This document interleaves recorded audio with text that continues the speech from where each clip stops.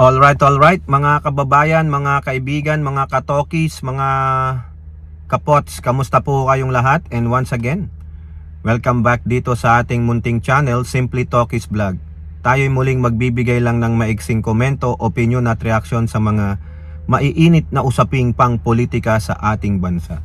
Dalawang bagay pag-usapan natin mga kababayan, itong nakakasindak, nakakatakot na announcement ng inyong tamulmol na Overseas Vice President na si Sara Pusit Duterte. At ganun din po, ito pong linggong ito yung magaganap o nagaganap na confirmation hearing sa tatay nilang karton dyan po sa ICC sa The Hague, Netherlands. Okay, kasi po dalawa pong mga miyembro ng House of Representatives may kanya-kanya pong opinion dito sa una, paninindak, yung nakakasindak, nakakatakyut, nakakatsaki na binitawang salita ni Sara Duterte na siya daw po ay tatakbong presidente. Kailan ka ba tatakbo ng presidente? At anong klaseng presidente ang tatakbo mo? Pilipinas ba? O baka naman presidente ng mga may saltik. Hindi niya rin sinabi kung anong taon po siya tatakbo presidente. At ganoon din po, isa ring mambabatas nagbigay pahayag, kinontra niya po ang pahayag ng kampo ni Duterte tungkol dito sa mga charges na gustong ituldok kay tatay nilang karton. Alright, so unahin natin ito pong si Representative Paulo Ortega ng La Union 1st District. Siya po ay nag-react dito po sa nakakatakyut, nakakatsaki, nakakasindak na pahayag ng inyong tamulmol na Overseas Vice President na siya daw po ay tatakbong presidente. Ulitin natin, hindi nga sinabi kung presidente ng Republika ng Pilipinas at anong taon siya tatakbo. Kumbaga nagpapapansin. Nag-iingay po. Yan po ang sabi ni Representative Paulo Ortega. Baka kinakailangan niyang mag-ingay kasi ilang linggo na rin siyang nananahimik. Paanong hindi mananahimik? Nandoon po siya sa Netherlands Kailan lang naman siya bumalik dyan sa Pilipinas nung nag-espets siya. Sabi niya, itok me. It took me 47 years to realize that my life is not only of mine. Bobo. 47 years simula nung pinanganak siya. 47 years old lang siya. So paglabas niya sa sinapupunan ng nanay niya, hindi siya umiyak. Sabi niya, my life is not mine. Nakapagsalita ka agad ng tamulmol. Abay, bright. Sugo ng demonyo talaga mga kababayan. Nakapagsalita na Diba? Yung mga sanggol, pagkalabas sa sinapupunan ng kanilang mga nanay, wah, wah! Si Sara Tokmol, my life is not mine. Ano ang sabi ni Representative Ortega? Baka kinakailangan niyang mag-ingay. Kasi ilang linggo na rin siyang din nag-iingay. Baka nga, ibig sabihin, nagpapapansin na naman si Tokmol. Ayan, nakakuha na naman siya ng media airtime niya.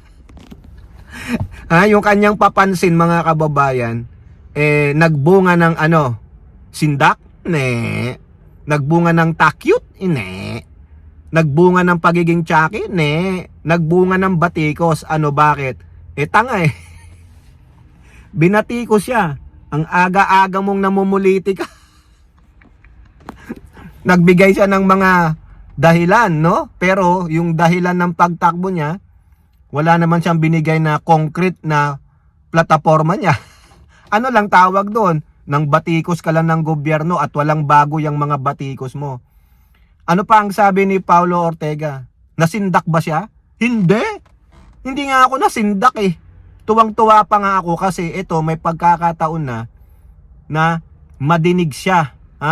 Mabusisi itong si Sara Duterte kasi sabi ng Supreme Court, kailangan bigyan nyo ng due process ang ini-impeach. So, wala po. Hindi po ipapast track ito. Walang dadaling fast track dito. Hindi na ito idadaan sa Committee on Justice na talagang tatalakayin tulad nung ginawa kay Pangulo. Ha? Ang gagawin nila dito, talagang babalangkasin ito, titignan yung substance ng impeachment, ilalabas yung mga prueba, at may pagkakataon, bibigyan ng due process si Tokmol o si Tamulmol para idepensa yung sarili niya. O, kaya nga sabi ni Paulo Ortega, hindi ako nasindak. Actually, natutuwa nga ako dahil pwede namin siyang mausisa dyan. Lalong-lalo na yung mga pera niya sa bangko na kini-question ni Trillanes. O, di ba? Ayan yan. Kaya nga, tama si Ridon sa si Ortega na pwede nilang mabusisi itong mga bank accounts na ito dahil impeachment na ito eh. Wala na to yung bankway, yung secrecy, kundi ilalabas ito through AMLAC. O, di may pagkakataon ngayon si Tamulmol na dumepensa. Nakakasindak ba? Hindi. Hindi naman yung sinabi niyang tatakbo siyang presidente. Ang nakakasindak, na nagmukha siyang tanga.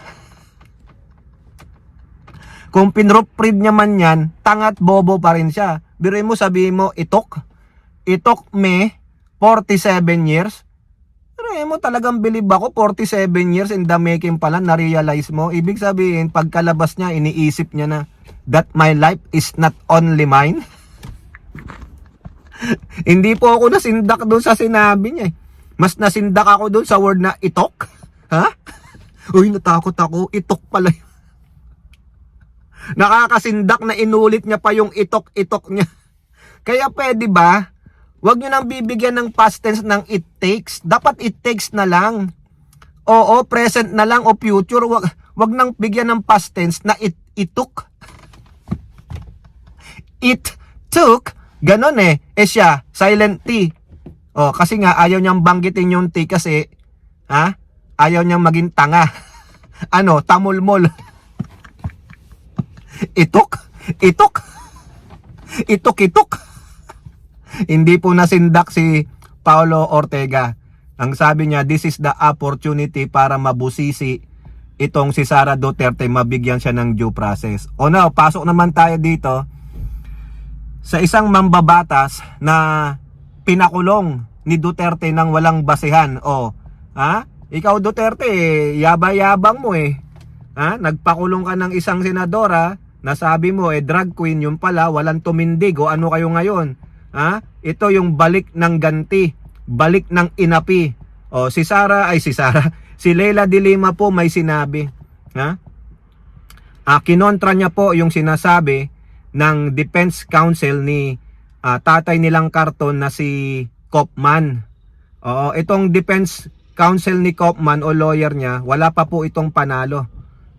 Si Ubo-Ubo, si Kopman. Sinasabi niya kasi na ito daw pong mga charges kay Digong ay isang pamumulitika lang. Oo, laban kay Digong. Wala naman daw totoo dyan. Pinupolitika lang yung tatay nilang karton. Dapat nang iuwi si Digong at ibalik daw sa Pilipinas ang tatay nilang karton. Saan yun na yung karton nyo? Sabi ni De Lima, far from the truth. Hindi totoo yan.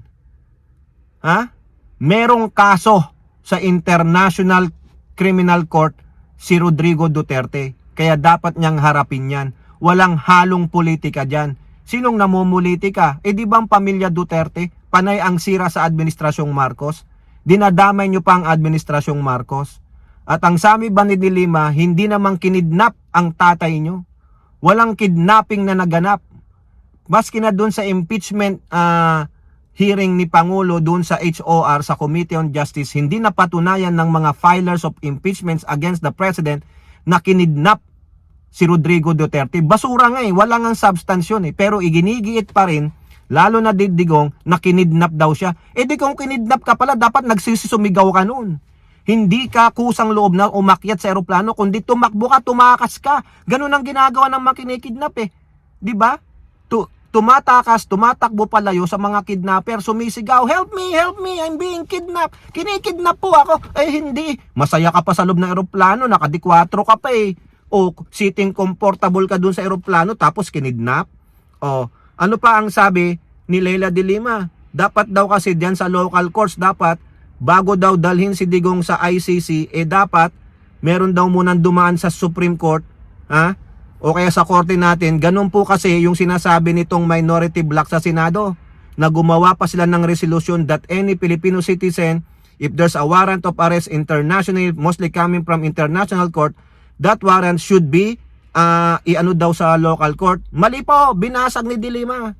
Ang sabi niya, we have our own Republic Act. May batas tayo, 9851, an act against genocide, crimes against humanity. Na diyan pwede nang hindi dumaan sa korte ng Pilipinas kasi iyan po ay dadalin na sa international court. International court mismo na ang naglabas ng warrant. Sa Bertwer doon, dininig na yung mga complaint ng mga yung mga biktima. 'Di ba? Meron ng probable cause. Kaya pinagbigyan, kaya maglabas nga ng warrant. Kaya itong mga dicks, yung mga dicks, mga Duterte idiot cartoon supporter, kung ano-ano na lang ang pinagsasabi. Yung iba diyan, karamihan mga abogado, pero alam nila ang batas, pero wala. In defense of Duterte, gagawin nila lahat, babaloktoritin nila ang batas para lang madepensahan si Duterte. Bakit? Malay nyo, mga nakinabang. Kaya si De Lima po, pinakcheck niya yung si Kaufman at yung mga kapwa niya mambabatas na nandun sa Senado, mga Chinator. Alright, kayo po, ano po ang inyong masasabi? Comment down below and don't forget to like and share. Hope to see you in the next videos. Bye-bye. God bless.